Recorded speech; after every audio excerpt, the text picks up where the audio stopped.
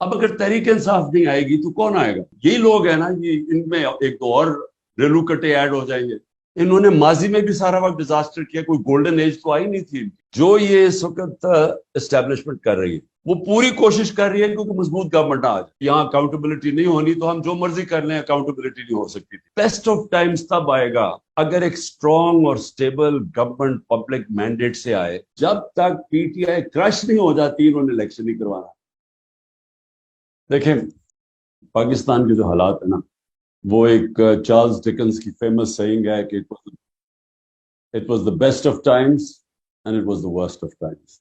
Worst of times तो आप सबको पता है, जो मुल्क के हालात हैं, जो इन्होंने किया पाकिस्तान के से, वो तो खैर कोई दुश्मन भी नहीं कर सकता था कि किधर वो एक साल पहले किधर खड़ी थी इकोनॉमी और आज किधर पहुंच गई है।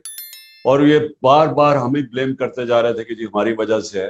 तो इस तरह का जो डिजास्टर हुआ है, ये तो इसके ऊपर तो कोई, सिर्फ मैं यही कह सकता हूं कि इन्होंने माजी में भी सारा वक्त डिजास्टर किया, कोई गोल्डन एज तो आई नहीं थी इनकी।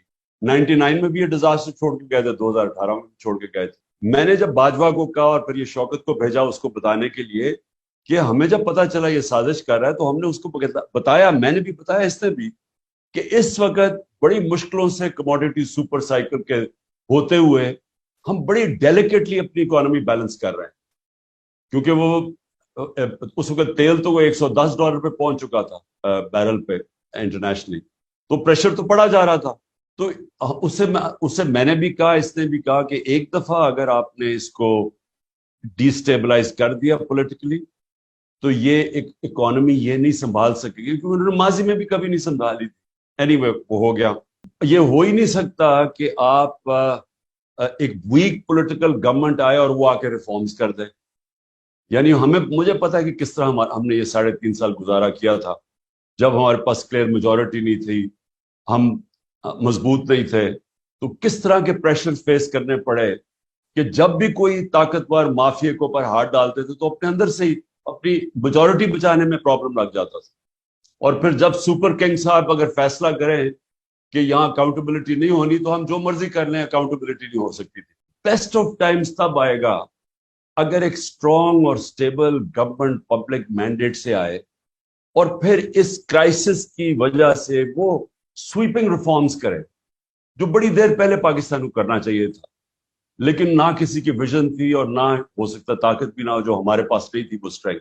लेकिन अब मैं पहली दफा देख रहा हूं कि इस क्राइसिस में तो आप बिजनेस एज यूजुअल कंडक्ट कर ही नहीं सकते। गवर्नमेंट तकड़ी आती है और वो पब्लिक के मैंडेट से आती है।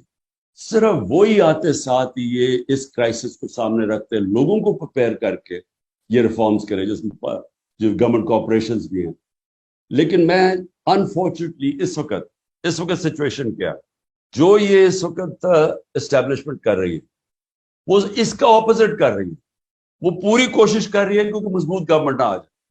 वो सबसे ज्यादा अभी पॉलिसी सिर्फ एक ही है कि किसी ना किसी तरह तहरीक इंसाफ ना आए। अब अगर तहरीक इंसाफ नहीं आएगी तो कौन आएगा? यही खिचड़ी है। ये शौकत तरीन का कजन वो एक तैयार हो रहा है, एक और खिचड़ी पक रही है वहां। तो ये जब सारे मिलके आ जाएंगे तो मुझे बताओ इन्होंने गवर्नेंस क्या देनी है? यानी वो बिल्कुल ही ऑपोजिट है जो मुल्क की जरूरत है। मुल्क की जरूरत है स्ट्रॉन्ग गवर्नमेंट। ये जो लेके आ रहे हैं वो मोर ऑफ द सेम। यही लोग हैं ना, ये इनमें एक दो और रेलू कटे ऐड हो जाएंगे। लेकिन वो गवर्नेंस कैसे प्रोवाइड करेंगे? क्योंकि इन्होंने अभी तक एक तो रिफॉर्म की नहीं है, ना ये कर सकते हैं। सो इसलिए अनफॉर्चुनेटली जो जिस तरफ हम डायरेक्शन जो मुल्क का जा रहा है, मैं 1 साल से लगा हुआ हूं कि एक ही तरीका है, इलेक्शन करवाओ। इलेक्शन करवाओगे तो पॉलिटिकल स्टेबिलिटी आएगी। जब तक पॉलिटिकल स्टेबिलिटी आएगी, इकोनॉमी ने स्टेबलाइज नहीं करना। और वही एक काम उसका उल्टा कर रहे हैं। अब कह रहे हैं जी अक्टूबर में इलेक्शन करवाना है। अब कह रहे हैं कि अक्टूबर में भी शायद इलेक्शन ना हो, अगले मार्च पे चला जाए। वो क्यों चला जाए? क्योंकि जब तक पीटीआई क्रश नहीं हो जाती इन्होंने इलेक्शन नहीं करवाना। अब मुझे ये बताओ कि जिनकी सोच ये है वो पाकिस्तान को तो नहीं सोच रहे। क्योंकि पाकिस्तान का तो जिस तरह हम सब जानते हैं, जिस तरह ये जावेद ने बड़ी अच्छी बात की کہ پالیٹکس اور اکنامکس تو ساتھ ساتھ جاتی ہے. تو یہ اگر اس سچویشن کے اندر ہمارے پاس پولیٹیکل اسٹیبلٹی نہیں آتی تو نہ یہاں کوئی ریفارمز ہو سکتی ہے، نہ ہم اس کرائسس سے نکل سکتے ہیں، نہ ان کے پاس کوئی روڈ میپ ہے. اب ان کے پاس تو کوئی روڈ میپ ہے ہی نہیں، جو ہوتا نظر آ جانا تھا اب تک. پلس نہ کوئی ٹرسٹ کرتا ہے. اور جو میری فیلنگ ہے کہ ہمیں جو شارٹ ٹرم میں بوسٹ ملے گی وہ اوورسیز پاکستانی سے، وہ تو سب سے پہلے روشن ڈیجیٹل سے پیسہ کم ہو گیا، ریمیٹنسز گرنی شروع ہو گئی. انہوں نے تو انویسٹ کرنا نہیں ہے. اور وہ کیوں انویسٹ کریں گے جب ان کی ساری لیڈرشپ کے اربوں ڈالر باہر پڑے ہوئے ہیں، اپنے پیسے باہر رکھے ہوئے ہیں، اور لوگوں کو کہہ رہے ہیں کہ پاکستان وہ انویسٹ نہیں کرنے لگے. تو ہے ہی صرف ایک سلوشن کہ ہماری جو ریفارم پروگرام کی بگننگ ہوگی وہ ہوگی تب کہ فری اینڈ فیئر الیکشنز ہوں، ایک پبلک مینڈیٹ سے گورنمنٹ آئے، اور پھر وہ سرجیکل ریفارمز کرے، پبلک کو اپنے ساتھ لے. پبلک اس ملک کی بڑی تکڑی ہے. اگر ہم پبلک کو صرف یہ سمجھا دیں کہ آپ کو یہ مشکل پیریڈ گزرنا پڑے گا جب تک یہ ریفارمز چلتی نہیں ہیں، میرے خیال میں پبلک ساتھ چلے گی اگر وہ گورنمنٹ کو ٹرسٹ کرتے ہیں.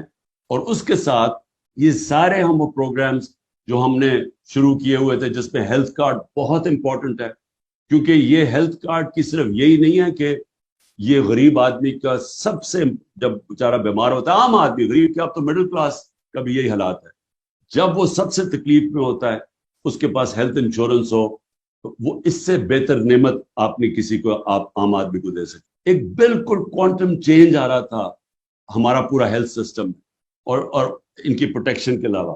اور دوسرا پھر یہ جو احساس کا پروگرام ہے، ٹارگیٹڈ سبسڈیز، یہ بالکل سبسڈیز ٹارگیٹ ہونی چاہیے. یہ جو اتنا زیادہ ہم سبسڈائز کرتے ہیں پیسہ وہ جاتا ہی نہیں ہے. وہ تو اور یہ بھی بات کی ایکسپورٹس کا بھی سبسڈائز تب کریں جب اس کا رزلٹ نظر آئے کہ ہاں ایکسپورٹ سے آپ کی انکریز ہوئی ہے تو تب سبسڈیز ہے.